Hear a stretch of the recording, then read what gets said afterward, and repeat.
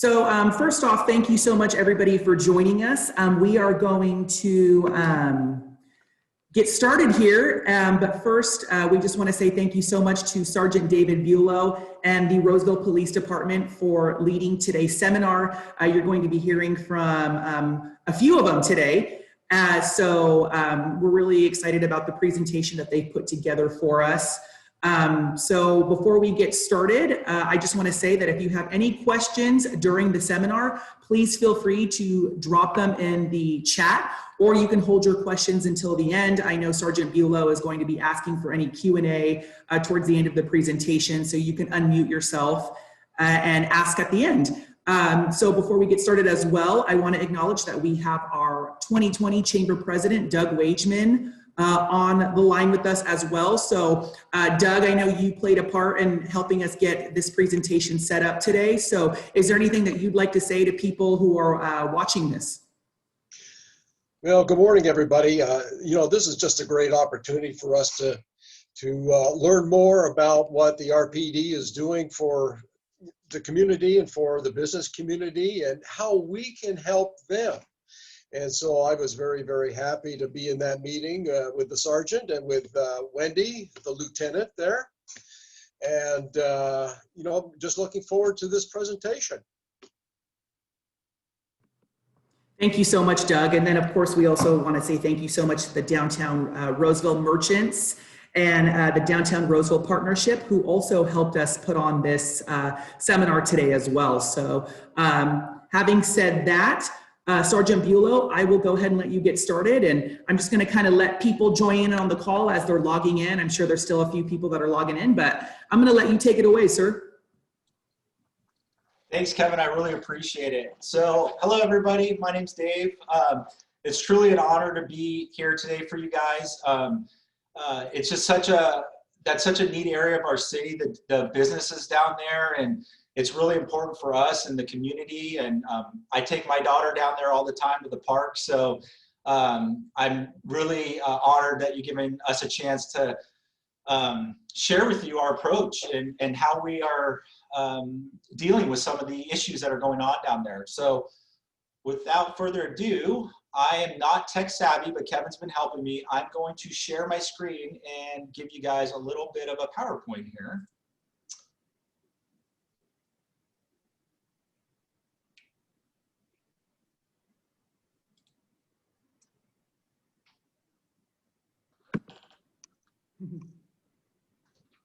All right, just bear with me one second here. We did, Kevin and I did a dry run and it does work. We did, it does work, yes. Oh, technology, right? Hold on a sec here. Where did it go? Let's see here. Like I said, now would be a time to maybe change your name in case there's any outstanding warrants in your name. So all the police officers, yeah, Vanneman, we're talking to you. All the police officers don't have time to track you down. Okay, I think we're good here.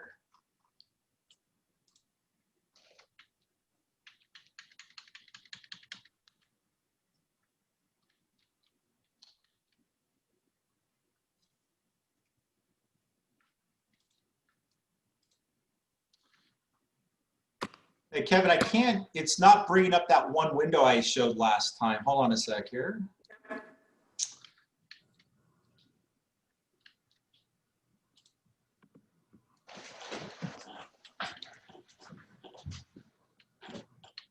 All right, what is going on here? So if you go to the, it's not giving me the option to share that. Hold on, let me close it down and reopen it. Maybe that's okay. That might work.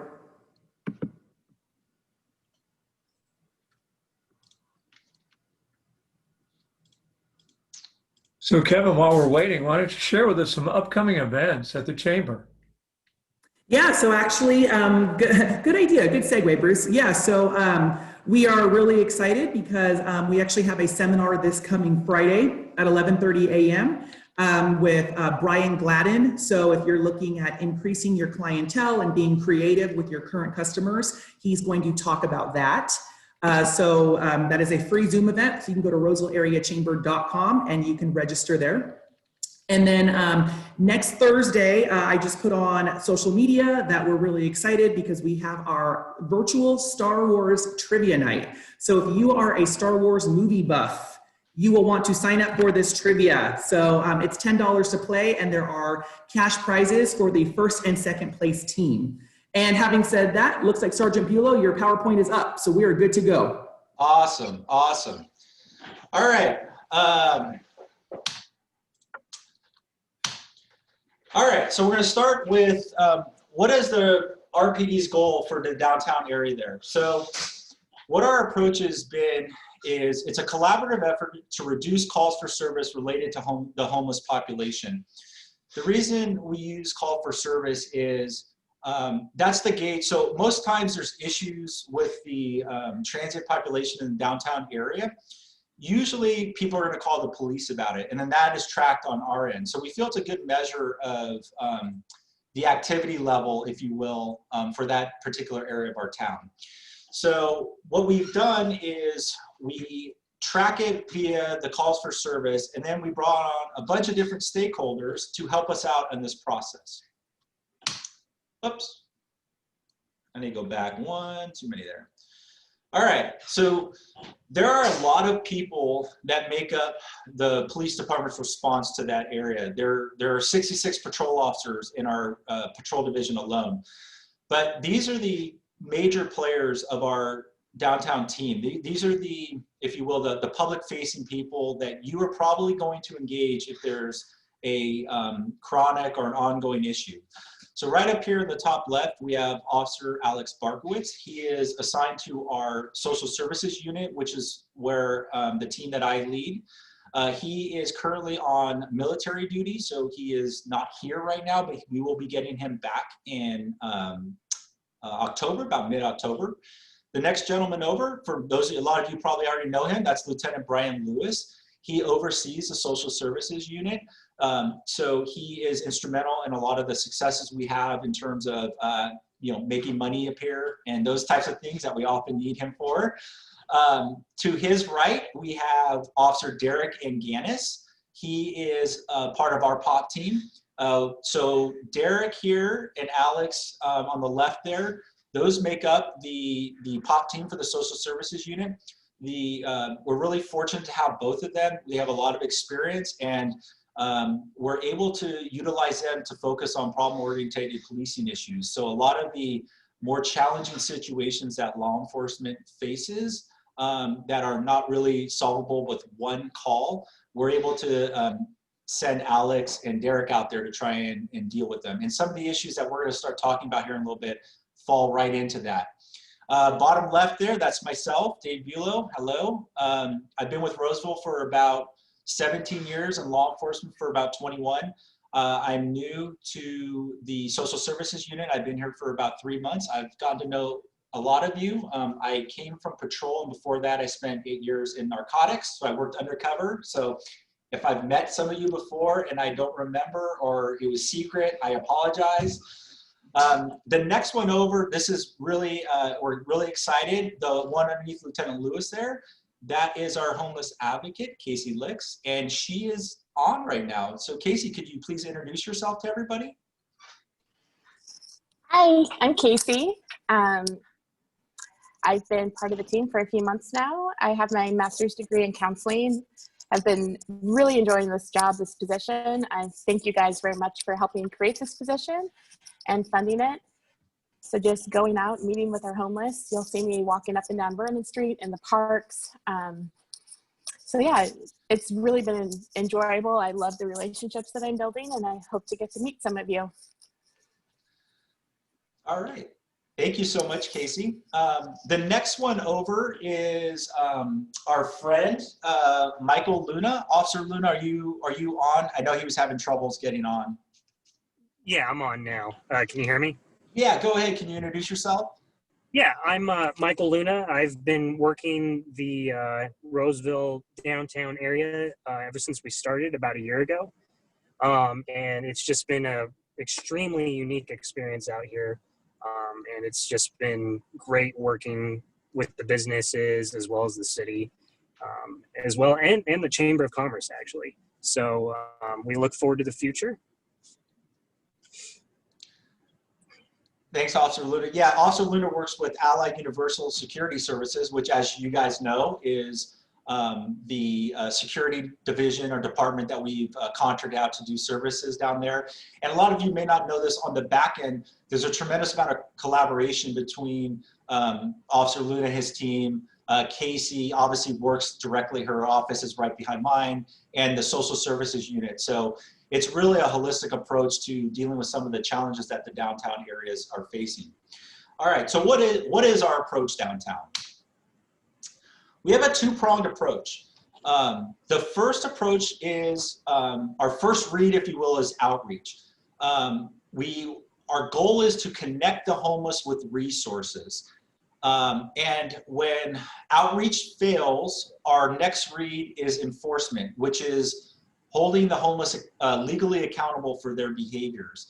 And this is what really makes, I feel like, the Roseville Police Department unique, with the support from council and the leadership under previous Chief Daniel Hahn and our current Chief McCown. We are a little bit ahead of the curve with some of these more challenging social issues that are getting, that are affecting our industry right now.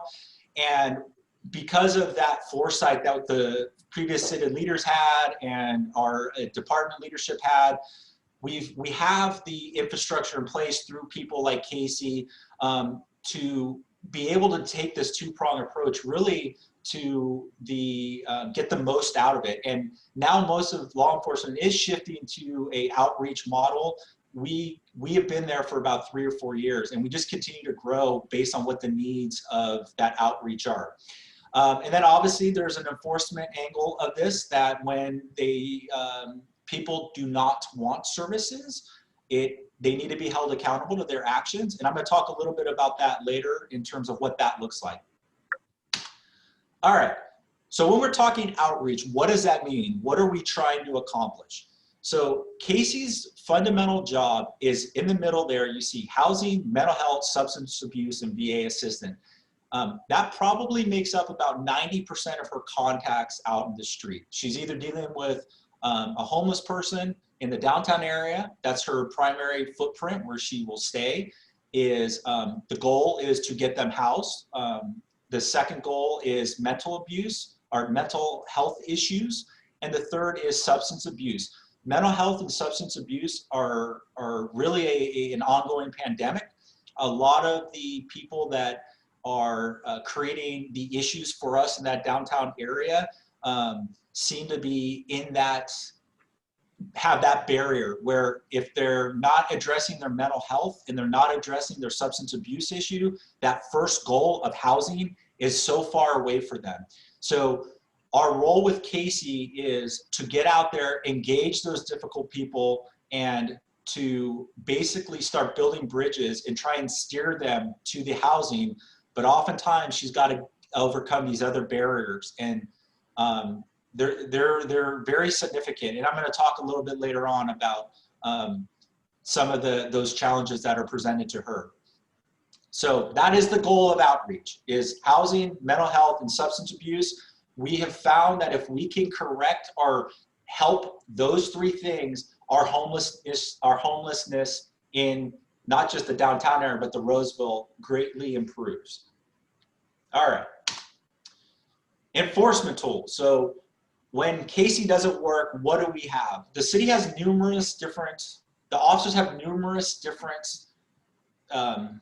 options that are available for them. Most of them are, most of the authority are going to be granted through the municipal citations. Those are the Roseville Muni Code. So this doesn't have to be a lesson on law, but you have statutory law, which is like the California Penal Code, Health and Safety Code.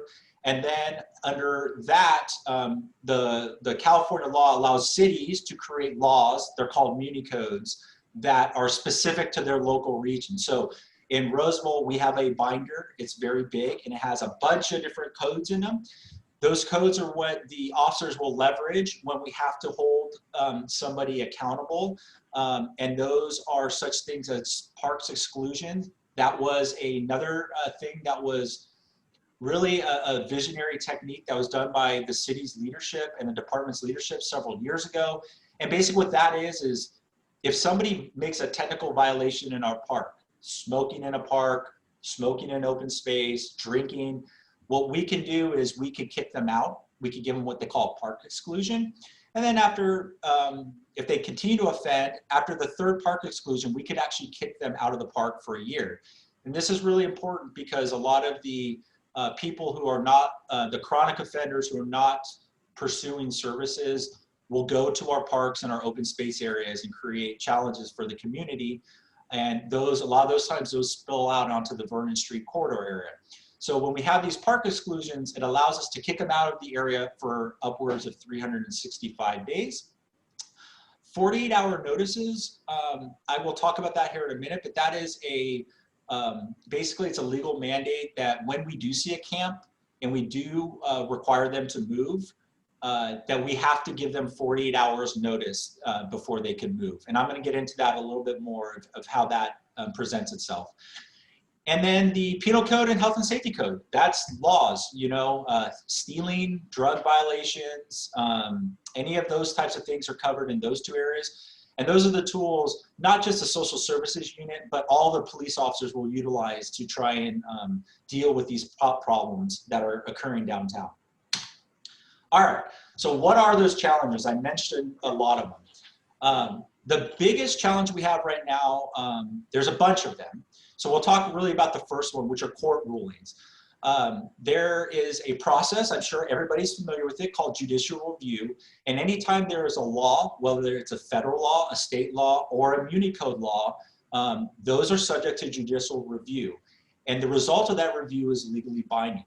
This case you see right up front here, this Robert Martin et al. Versus the city of Boise, came out of the Ninth Circuit. It was in 2019, so it was last year, but we are in the Ninth Circuit and it is legally binding in our district. That's a federal court rule.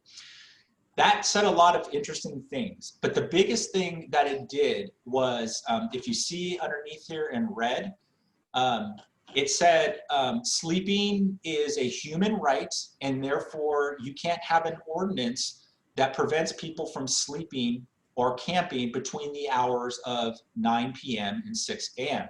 So literally with that one ruling, the courts basically changed every city ordinance on camping and basically made it unenforceable. Now there's an asterisk and there's some exemptions to that, but for the most part, it is camping ordinances are unenforceable. So someone sleeping in public is unenforceable during the hours of 9 to 6 a.m. So that came out of a court ruling. Those are always changing. The judiciary is always taking on new cases and making decisions. So thankfully we have a very good city attorney's office that stays on top of these things, and they're constantly amending and fixing our city ordinances. So we are within the law and trying to figure out ways to continue the high level of service while adhering to what the laws are. So that was, that's an example of some court rulings that we've been dealing with. Statutory law changes. Prop 47, the Safe Neighborhoods and Schools Act.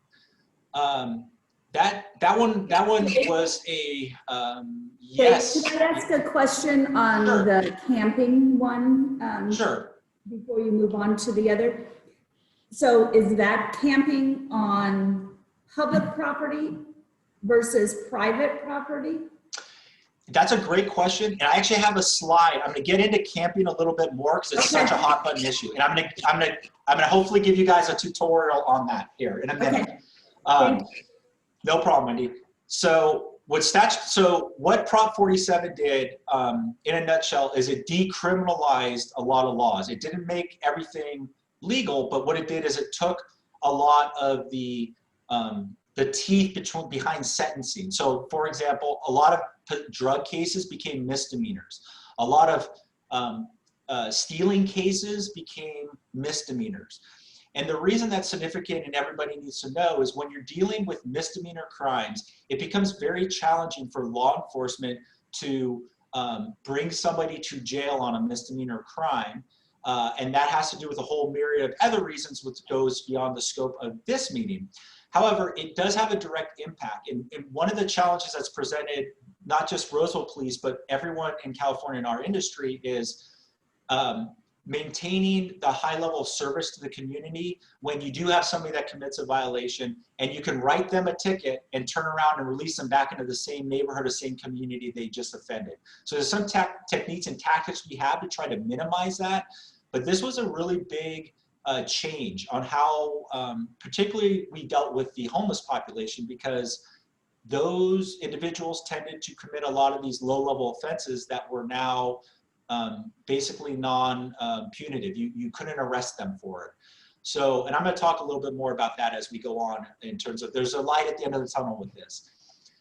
From our social services side, this has been a wonder getting to work with Casey every day. I'm learning a lot about the mental health system. There is a term in the mental health system called SPMI, and you see it right there. What that stands for is serious and persistent mental illness.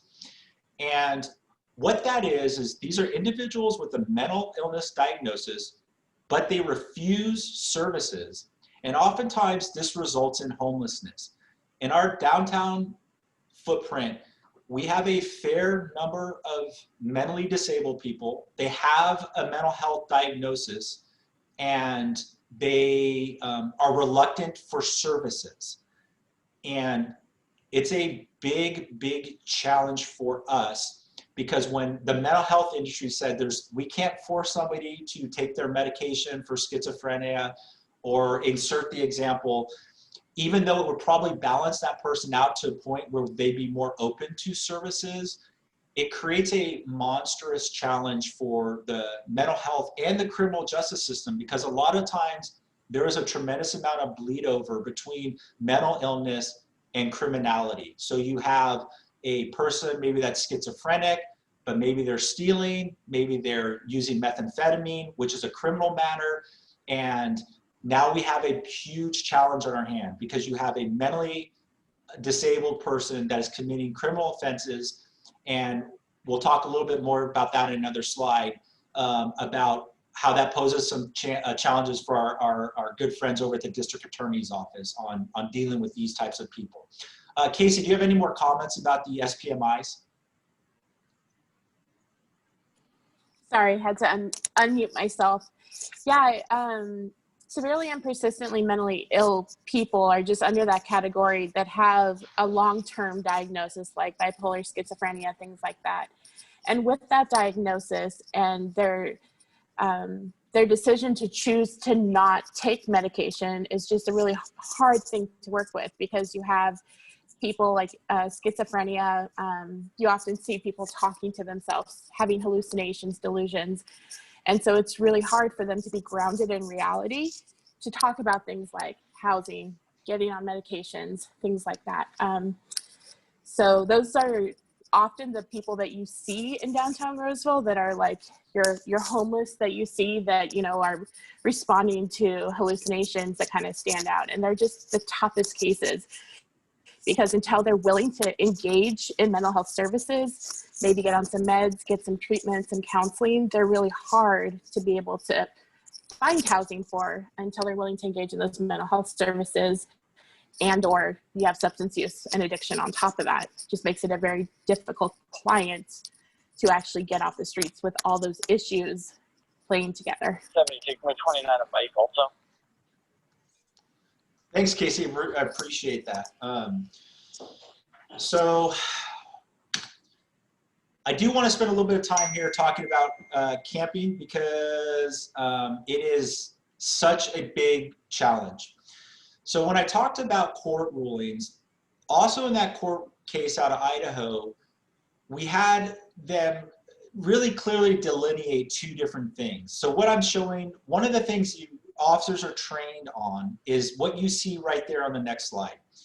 To the left, camping is still illegal in Roseville. And there's some, I'm going to put an asterisk next to that, which I'm going to address in the next slide. To the right, sleeping is constitutionally protected and is 100% lawful in the city of Roseville. So if a community member is sleeping in public, like what you see on the right, there is no criminal violation. The police cannot move that person along. In fact, we really shouldn't be contacting them. It becomes what we call a consent contact to just make sure that they're okay. Now, if they are camping and it is on public property, we still have an ordinance that prevents people from sleeping or camping on public property. So it's right there for those of you who like to see numbers, 10.56.010A. That covers the definition of camping on public property. That covers both public and open spaces in our area. So a lot of the areas in Royer Park, Saugstead Park, the City Hall Park, any of the Greenbelt areas, it is illegal to sleep or camp. I'm sorry, it's legal to sleep. It's illegal to camp in those areas. But everybody remembers that court ruling that says you can't enforce this between the hours of 9 p.m. and 6 a.m. So there's your first asterisk, is it is legal for us. We will go and move them as long as it's during normal business hours, which is when the social services team works. Because if the officers have to encounter these during the hours of darkness, the courts have said it's a no-no, you have to let them stay. Also, the courts have also established that we are required to give a 48-hour notice if we are going to abate a camp. So if we tell somebody to move, we have to give them a 48-hour notice to get their belongings and move. And that is done through a written notice, and we will issue that. The officers will issue that at the scene. So sometimes, whether it's in the downtown proper or maybe out in the other areas of Roseville where you may live, you may see a camp. You may call Roseville PD and say, well, what do they do? The camp's still there. Rest assured, our officers did something with it, but by law, we're required to give a 48-hour grace period to the people to move out. After that 48-hour period, we can legally abate them, which could include arrest if we needed to get that way. We very rarely need to get there. Most of the times they are gone by the time we give them the notice. On the rare occasion they are there, a friendly courtesy reminder from Officer Anganis or Officer Barkowitz that they are subject to arrest if they're not moving along. Usually they'll work with them, they'll help them gather their stuff, and they'll get them to move on. So that is camping on public property in the city of Roseville. If you see right under that first bullet point, you see 10.56010. We get this one asked a lot. Is it legal to sleep in my vehicle in Roseville? It is not. You are not allowed to sleep in the city of Roseville in your vehicle. So there is an exemption if you see in here. It says, or any privately owned parking area used for the parking of customers or any business enterprise without the consent of the owner in such business enterprise between sunset and sunrise. This is really important for us, especially with all the business leaders we have. It is illegal for a transient or a person in a car to sleep in your parking lot of your business. It's a city ordinance violation. That's really good to know because it gives the officer authority to contact people that are in your guys' parking lots and move them along, or they can be subject to a citation. So all these sections I'm talking about right now, there's a punitive, you could fine, you can get a ticket, like a speeding ticket. You get a ticket if you're violating these. And in rare cases, some of these can lead to actually arrest. So to answer the question for those who are out there, yes, you cannot sleep in your vehicles in Roseville, including on any privately owned parking areas or businesses. So if people are using your lots to sleep, that's a big no-no. And then I just put up here for those of you who needed to see it or like to read those types of things, what the definition of camping is. This is written by an attorney, but it basically, that slide I showed you beforehand that showed camping versus sleeping, that's what it is. The officers just need to articulate that somebody is camping in our Roseville, not, you know, sleeping on the grass. All right, what about private property? Okay, private property, it is illegal in Roseville to camp on private property. That's all you guys need to know, but there is an exception. And the exception is that B, which is right here. I don't know if you guys could see me when I'm moving my mouse. This section shall not apply to persons camping upon their own land or camping with the owner of the land, or to persons camping with written consent of the owner of the land, provided that such written consent is in their possession at time and is shown upon the demand of the police officer. This is really important. So is it possible for a business owner to give somebody the right to camp on their property? The answer is yes. And in order to do that, the property owner needs to give written permission to the person residing on their property, that the right to do that, and that person is required to present that to law enforcement upon demand. Now, I know what most of you are saying, who would do that? I don't know. There is an avenue there for business owners to do that. But what are, if somebody chose to do that, this is the road they would be required to go down. I am not aware of any business in the city of Roseville that gives the authority for people to camp on their property. However, there is an exemption to that. I don't think you're ever going to see that, to be honest with you, in our community. The reason this one is really big for us, and this is where you guys play a huge role when they're camping on your private property. I'm going to highlight this last bullet. So everybody remember how the court said you cannot enforce camping on public property during hours of darkness. This beautiful section right here on private property, we can enforce this one during the hours of darkness because it's private property and not public. So if we get an individual who is sleeping on private property during the hours of darkness, our officers can contact them. Our officers can request the letter that they're required to have. If they don't have it, they can immediately move them pursuant to our camping ordinance because it's on private property. And there's something that you guys can do to help us out on that, and I'm going to talk about that here in a couple slides. This stuff is really, really complex, as you can see. So what we have done at the PD is we have made a flow chart to simplify it for our officers, and I'm going to share that with you guys so you understand what the officers are doing when they're vetting a complaint about camping. All right, what you see on the left is public property. If the campsite is located on the city of Roseville property, the first thing the officers need to do is determine if it's open space or is it an improved park. Improved park is like Royer Park, Sogstead. Open space is like the green belts, those types of areas. So what the officers do is if it's an improved park, they go down to the bottom there, and then the next thing they have to take into consideration is the time of day. So they go, is it daytime or nighttime? If it's daytime, everything is in play with our camping ordinance. They can enforce it, they can write citations, they can make arrests if they need to. It gets tricky at night. So at nighttime, if they're in an open space, the officers basically cannot do anything because the court says you can't. If they're in a park though, we have a fail-safe, and this goes for everybody in the community. We have a curfew in our parks, so no one's allowed to be in the city of Roseville's parks during the hours of darkness.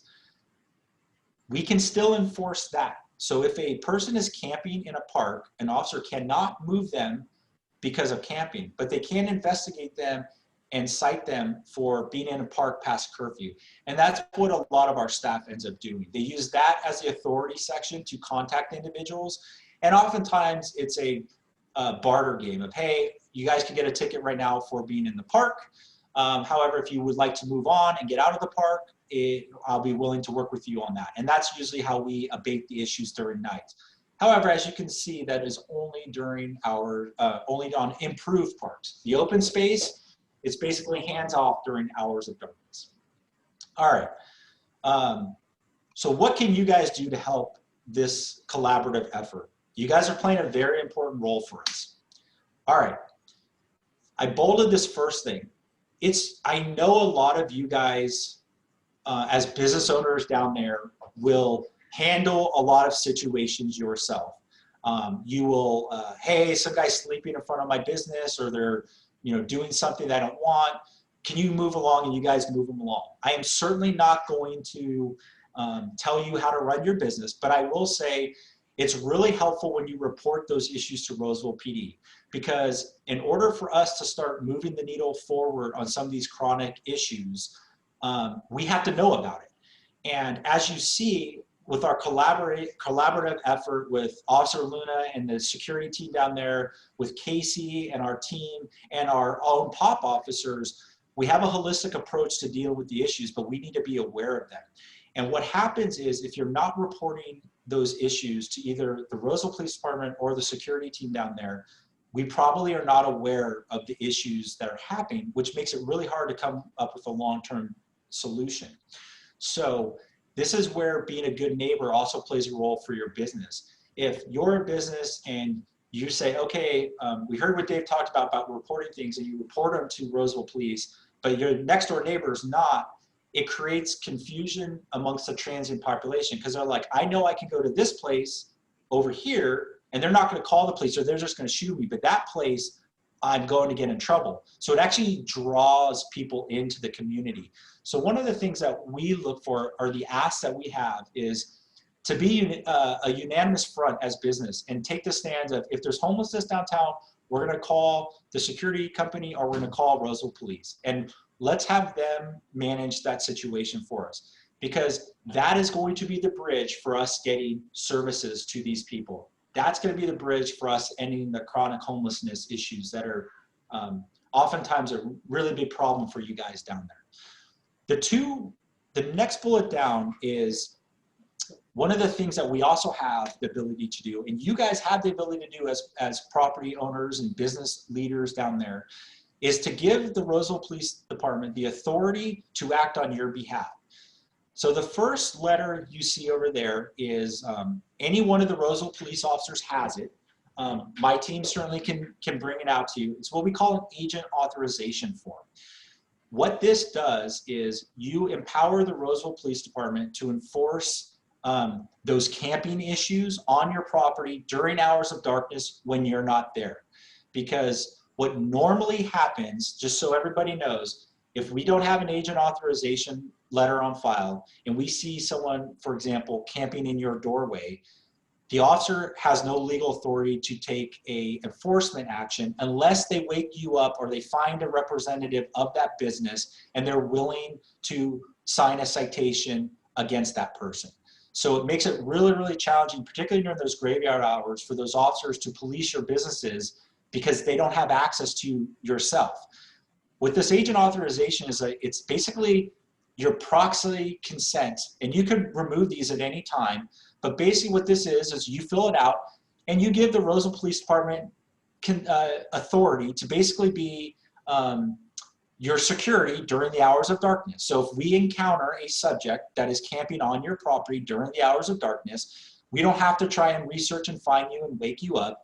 We have this letter, it's filed here at the police department, and that gives the officer the authority to remove that person immediately. And that oftentimes could result in arrest if need be. It could be resulting in services provided, but really what it does, it gives us the authority to contact somebody and move them along, or start that process of that collaboration model that we're trying to get into, the outreach and the services. So that's the form on the left. That form is property specific. So you would just say, okay, I'm at 311 Vernon. I want to fill this form out so the police can police this area during hours of darkness. We bring it out, you fill it out, we file it, it's on our record. The next form to your right is, if you're uncomfortable with that, it's a specific to an individual. So let's say you're having a problem with an individual. There's a chronic transient who keeps, coming to get water from your business or whatnot. What you could do is you can authorize, this goes through the Roseville Police Department. So we would come out there, we would contact the individual, and we would issue this form. Now, an agent on behalf of your business would need to sign this form. You see there, proof of service at the bottom. And basically what it does is, John Smith is a hassle for your business. We come out there, we officially give this person this notice, and that prevents them from coming to your property. And if they come back, they're arrested for trespassing. And for some people, this is a more comfortable area. We don't want to have this large agent authorization. We just want to have for these few troubled folks. That is done through that notice of trespass form there. That's what you guys can do to help support us. I don't want you to think that it's punitive where, great, we're going to go out now and arrest everybody. What I'm hoping that this presentation is going to relay to you is that we have a 360 model here. We're really outreach orientated with an enforcement as like the accountability element behind it. This form gives the officers the authority to contact people and to get that ball rolling. We then, as a social services unit, can get involved and hopefully resolve the situation, get them the drug addiction classing they need, get them the housing resources they need, get them the mental health they need. And if not, we can revert to this enforcement as a way to maintain the safety and security of your property. So these are basically authorization tools. You're giving us power to help mitigate the problems downtown. That's what you guys can do. This is what we can do on our side. As I talked about with Prop 47, there was a huge change in the way prosecutors can do their job, which greatly affected us. Thankfully, we have a true visionary with our new district attorney, Morgan Geyer. He came up and he realized we need a community prosecutor position. That is a person who's going to handle these chronic offenders that oftentimes the system is really not equipped to deal with. And that position is going to be worked in collaboration with local law enforcement for issues that we're discussing today. And we're truly in luck because the person who's going to be leading that team is District Attorney Botwinick, who happens to be on this seminar. So District Attorney Botwinick, would you like to comment a little bit about your new role and your assignment? Yes, thank you so much. My printer's just stopping right now in the background. So over here at the District Attorney's Office, we're really excited for this new project. It's a brand new unit that we're starting here that's going to focus on community outreach and community prosecution. Our main goal is to work hand in hand with our local police officers and agencies. And for those people who aren't inclined to take advantage of the services that they and Casey are offering, to try and navigate those cases through the court process so that we can actually make something happen. Frequently, these cases, these frequent flyers who get arrested frequently for smaller offenses, kind of go through the system, kind of unnoticed, they get their small punishments, they move on. Our hope is to be able to pay closer attention to those people so that we're actually paying attention to their cases and making sure they're being placed on probation and that they're getting appropriate terms and conditions of probation to maybe encourage them or force them to seek those services that they're voluntarily declining in the field when they're meeting with law enforcement and Casey. And hopefully to try and use the enforcement power of the court and the probation program to kind of force these people to get the help, try and stabilize on medications, to maybe go into treatment, to deal with those substance abuse problems. Because as Sergeant Bulow and Casey mentioned earlier, stability is a necessity to deal with the homelessness problem. So we need to stabilize people with their mental health and substance abuse issues so we can try and get them into housing. So hopefully they stabilize and no longer become a burden on both our community and the criminal justice system. Awesome, District Attorney Botwinick, thank you so much. So really, really looking forward to that partnership. It's going to be a big role and big, it's such a big change, and it's going to be very positive for our community. And the DA, as you guys know, they often work behind the scenes. They're not necessarily public facing. So having that in there is huge for the future success of not just the downtown business area, but just the whole Placer County. The next thing you see up there on that list is the social service practitioner. This is in essence, this is a full-time position. So as you guys, most of you know, Casey's position is a part-time position. So we just got, again, through the to be honest with you, it's the vision of the city, the leadership of the city to make funding available through our own administration. We realized how successful that the outreach has been, and they've made funding available to have a full-time practitioner that is going to really help us expand on some of the services we're offering. Because let's be honest, I'm a police officer, I'm not a social service practitioner. So bringing somebody in that can help steer and lead the organization in the city, that's their sweet spot, is just extremely beneficial to our community. So the city has done a great job to make funding available for that. And we literally just interviewed for that a couple weeks ago. Lieutenant Lewis is working on getting that person up to speed and identified and hired.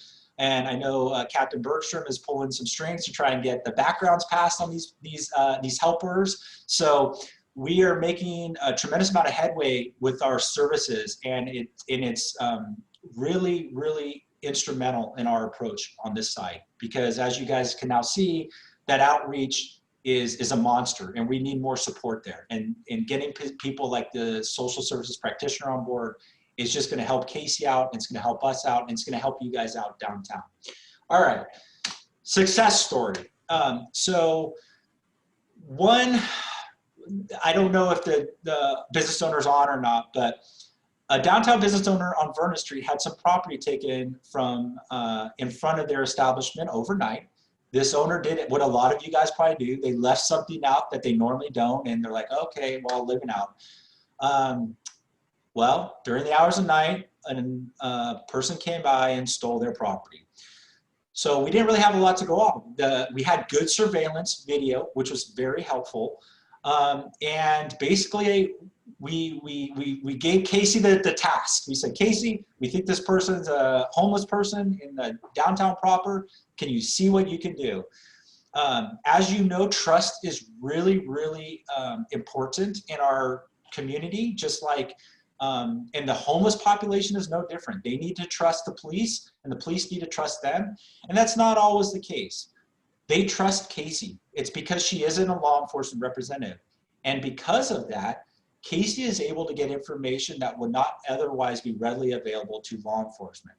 So I think took Casey about 2 or 3 hours of asking around, and with some collaboration from some of our local homeless people, from the Gathering Inn, another one of our allies, we were able to have that person identified and have that case closed out.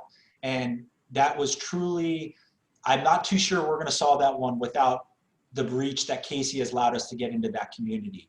And that goes to everyone who's helped fund Casey's position on your part, and help fund Officer Luna's position. They are our eyes and ears and our backbone back down there right now, and really getting us into that community that we could not otherwise reach. So we thank you guys for allowing us to have the tools and equipment and personnel to get down there and do that. I'm going to play this for you really quick. I'll play it for you twice because it's hard to hear the first time, and then I want you to listen to it.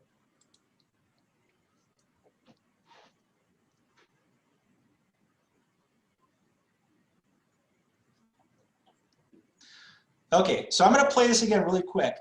What I really want you to key on is 2 things: the gentleman on the left and the gentleman on the right. The gentleman on the left is going to say, I'm not selling drugs anymore. And the gentleman on the right is telling, and he says, I actually am working. I work at the Methodist Church.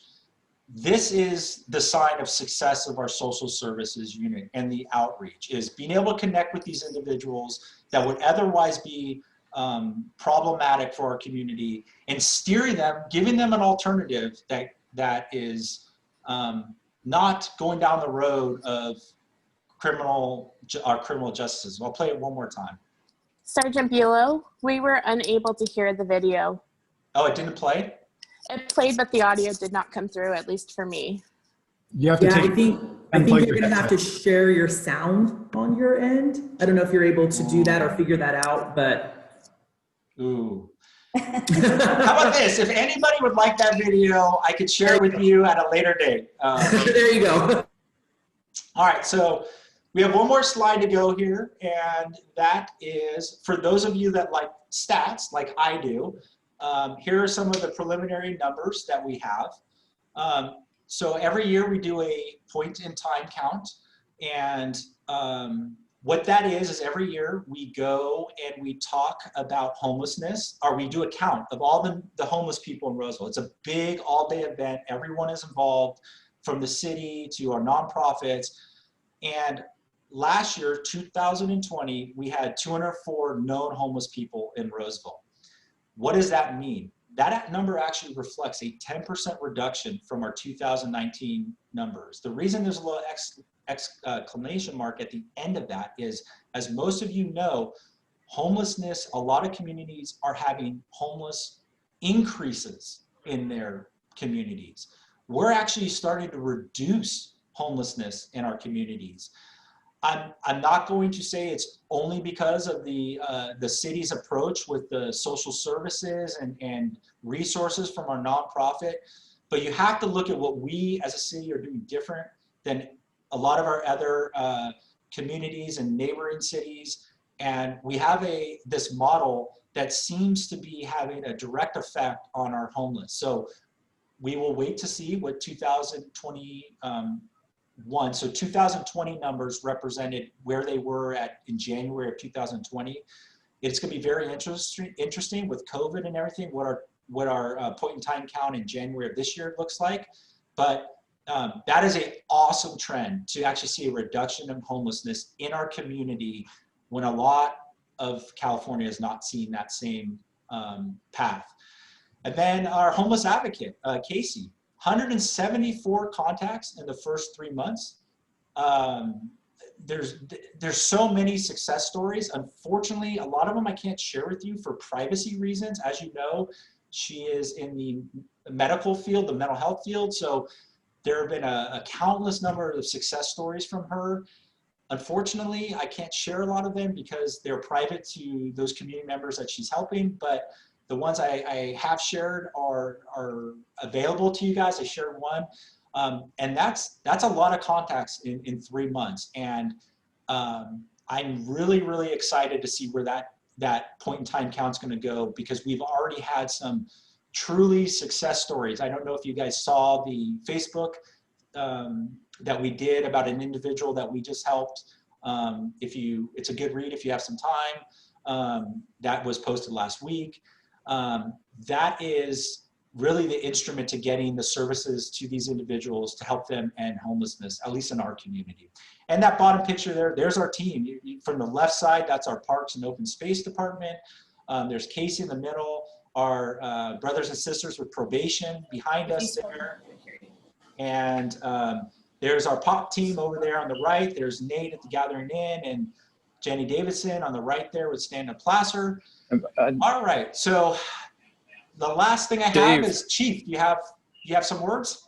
Yeah, I just wanted to thank everybody for attending, and Dave, I want to thank you and the entire team for working on these issues and coming up with this program where we're at right now. I just want to let everybody know, though, that not to be too much of a Debbie Downer on this, that we're one court decision or one court order away from having dramatically change our program. So if you want to have a view of the other side, drive down Roseville Road from the city limits of Roseville all the way to El Camino, and you'll see the effects of a court order that is in effect in Sacramento County and City that prohibits any type of cleanups or enforcement at all. And we don't want to go there. So to sound like a Johnny Cash song, we walk the line. We walk the line here because we want to make sure we abide by people's civil rights and don't fall under a very restrictive order. Also, Caltrans has a lot of property through Roseville, and Caltrans is under a combination of court orders as well as governor's executive orders that forbid them from doing any cleanups or CHP from doing enforcement without approval, literally from the governor's office and the commissioner's office. So that's a challenge that we work through case by case, but it's a reality. So we appreciate the partnership with the business community here. We will continue working on this problem, and we are seeing progress, although it's slow. We're doing better than most. So I want to thank everybody for that. And with that, I'm going to pop out of the meeting and turn it back to Dave to close out.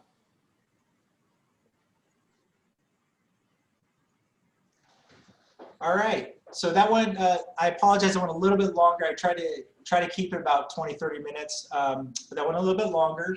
So now, does anybody have any questions for me or anyone on our team on this side, on the PD side or the social services side? Yeah, so really quickly, going back to some of your previous slides with the consent forms, is there any way that you can email those to me and I can email them out to everybody that's on this call? We had a couple of people ask. Yeah, I probably defer that one to either the captain or lieutenant. I don't know if we can have like a la carte with those forms. I think they have to have a law enforcement presence with them. Captain or LT, do you have any insight on that maybe?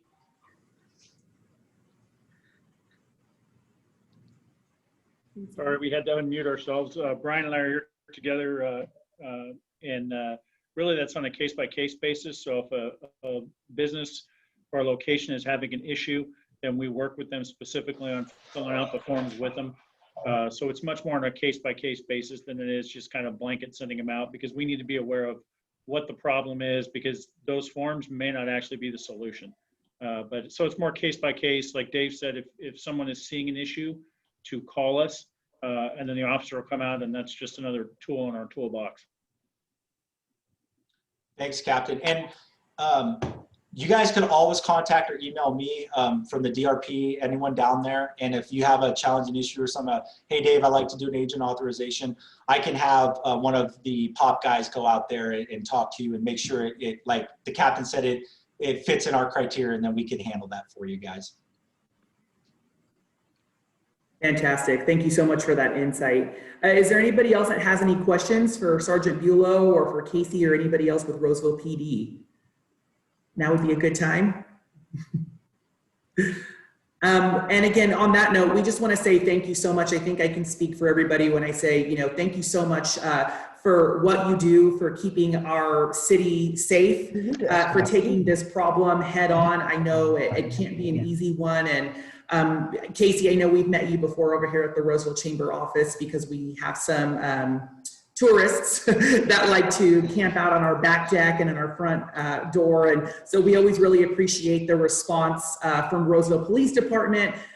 We've worked with Michael Luna as well, and we appreciate you guys just, again, for always responding in a very timely manner and helping take care of the issue. So on that note, I actually am going to turn it over to our Chamber President, Doug Wageman, if there's any closing thoughts that you might have, Doug.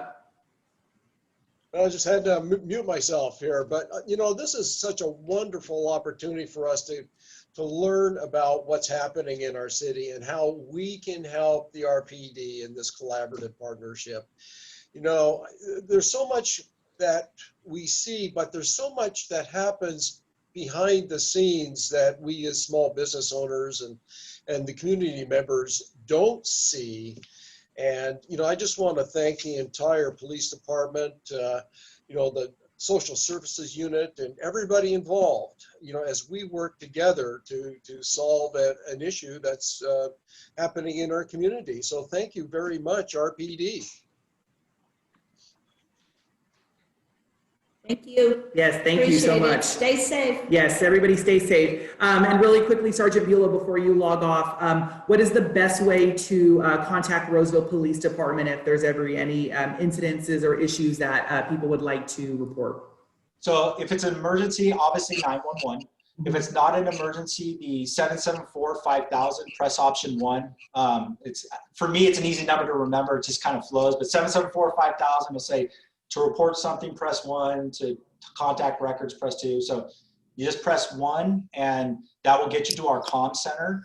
So really quick on that, if there's a problem at your location, like you have a transient that's creating disturbance, that's a 911 call. Don't call the 774-5000. Press 1, because that's a low priority in dispatch, and they may put you immediately on hold as they're dealing with the other emergency calls.